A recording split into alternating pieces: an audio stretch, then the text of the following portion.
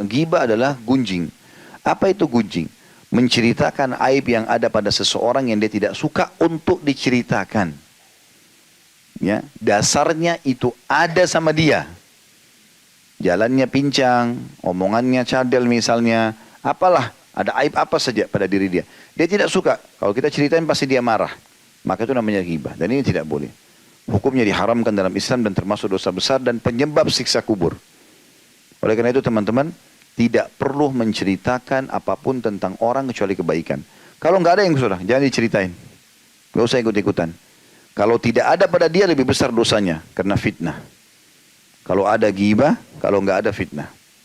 Berarti nggak usah masuk ke zona orang lain, nggak usah. Kalau kita terpaksa harus tahu keadaan orang, kalau itu benar kita dukung, kalau itu salah kita nasihati dan tutupi. Saya pernah buat itu tablik akbar, judulnya At-Tabayun wa Tasattur. Cross check dan tutupi. Dan cross check pun ini kalau ada hubungannya sama kita. Baru kita cross check. Oh, saya mau pastikan sama dia. Karena ada hubungannya sama kita. Misalnya nama kita di bawah-bawah. Yaudah kita cross check. Kalau nggak ada hubungannya nggak usah. Ada cuplikan di TV kita lihat tidak ada hubungan sama kita. Ah, saya mau cross check juga. Cross check untuk apa? Hubungannya apa sama kamu? Betul. Nggak ada hubungannya sama sekali. Nggak perlu. Oh, ada orang beli mobil itu, saya mau cross check dulu uangnya halal atau tidak. Nah, apa hubungannya apa? Gitu. Jadi nggak usah gitu ya. Nggak usah masuk ke alam orang lain. Makanya Nabi SAW sering saya ulangi riwayat ini. Beliau kalau pagi hari, kayak kita sekarang waktu duha begini, habis mandi bersih biasanya lagi kosong, beliau jalan dengan para sahabat. Mungkin menjenguk orang sakit, mungkin masuk ke pasar, apalah. Nah seringkali di tengah-tengah jalan atau di tengah proses itu ada wahyu turun. Itu sering terjadi.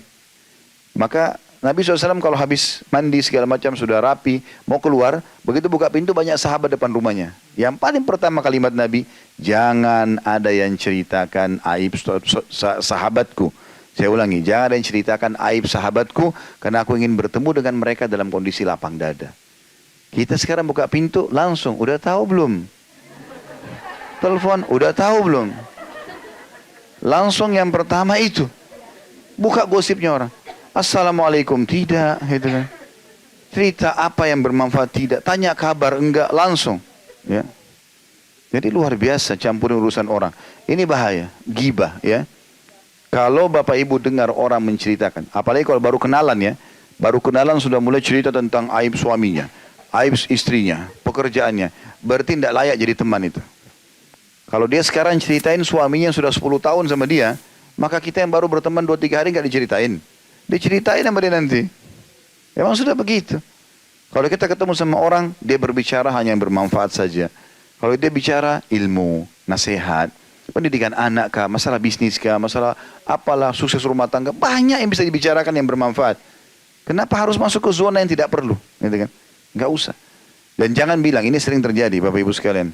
Saya sebenarnya tidak mau ghibah sih, tapi loh, terus cerita lagi. Ya sama saja. Dia hanya mau nambah sedikit pembukaan di masalah ghibahnya. Nggak bisa, jangan masuk di situ. Dan ini saya lihat dijadikan sebagai pola di medsos kita, gosip nomor 1. Gosip itu ghibah. Masuk ke rumah tangga orang, ribut sama pembantunya, rumah tangganya dengan pekerjaannya, macam-macam mobilnya orang dibahas. Kadang-kadang dicari, mungkin kalau pakai sendal pun dibahas.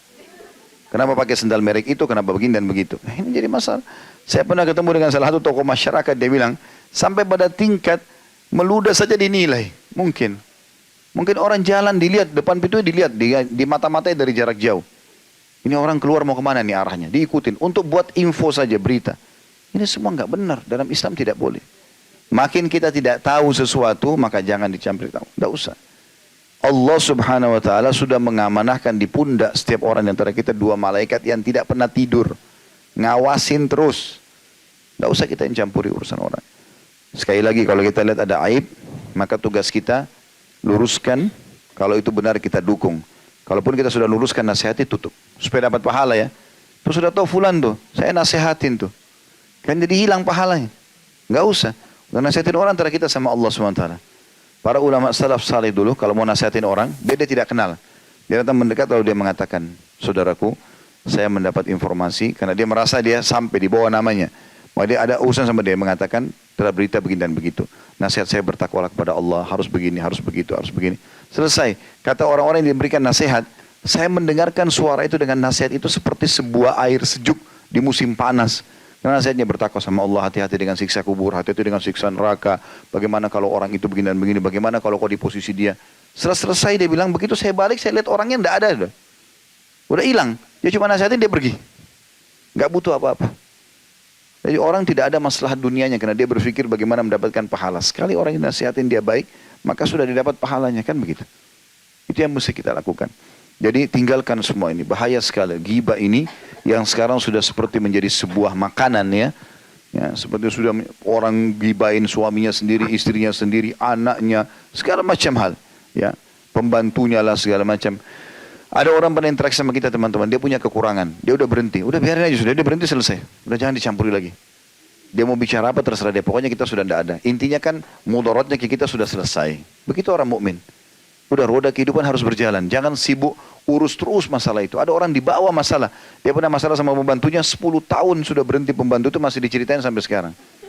Untuk apa sekarang? Cerita untuk apa? Manfaatnya apa? Dia masalah sama kita kan dia sudah berhenti, ya udah selesai, udah biarin aja. Kalau dia bicara, dia pun bicara urusan dia sama Allah. Dan sampai kemana sih kata-katanya? Sampai di mana dia mau selesai kata-kata? Dia cerita sama 3-4 orang, 10 orang, habis itu berhenti kan? Kita panen pahalanya, gitu kan? Makanya seorang salafus saleh pernah digosipin oleh seseorang. Dia senyum. Kebetulan dia baru beli kurma masih sama tangkainya. Kurmanya masih segar-segar. Dia suruh muridnya satu orang bawa ini ke orang sana. Titip pesan ya. Bilang sebagai balasan atas kau transfer pahalamu. Kau kasih pahalamu ke saya karena kau gosipin saya. Ini balasannya. Saya balas kau dengan kurma yang segar ini. Artinya dia ingin mendakwahi orang itu sekaligus juga memberikan gambaran. Bahaya loh kamu, ini pahalamu hilang. Gitu loh. Dan ini saya balas kamu. Kau mau buruk, saya tetap balas kau dengan kebaikan. Seperti itulah kurang lebih. Ya, jadi selalu yang terdengar oleh kuping kita, yang dilihat oleh mata kita, yang terucap dengan lisan kita, semuanya kebaikan. Bagi orang mukmin selalu emas saja. Nasihat, manfaat, ilmu, segala macam itu saja. Dari manfaat ke manfaat yang lain. Gak ada manfaatnya jangan didengarin udah. Gak perlu. Dan ingat, semua yang didengar oleh kuping kita jangan langsung dinukil dengan mulut. Karena Nabi SAW mengatakan cukuplah dosa yang sangat berat bagi orang yang semua yang dia dengar dinukil dengan mulutnya. Baru dengar langsung dilempar. Padahal sebenarnya belum tentu itu benar. Bagaimana kita tarik sekarang? Kita teman-teman kalau sudah melemparkan kata-kata itu susah sekali.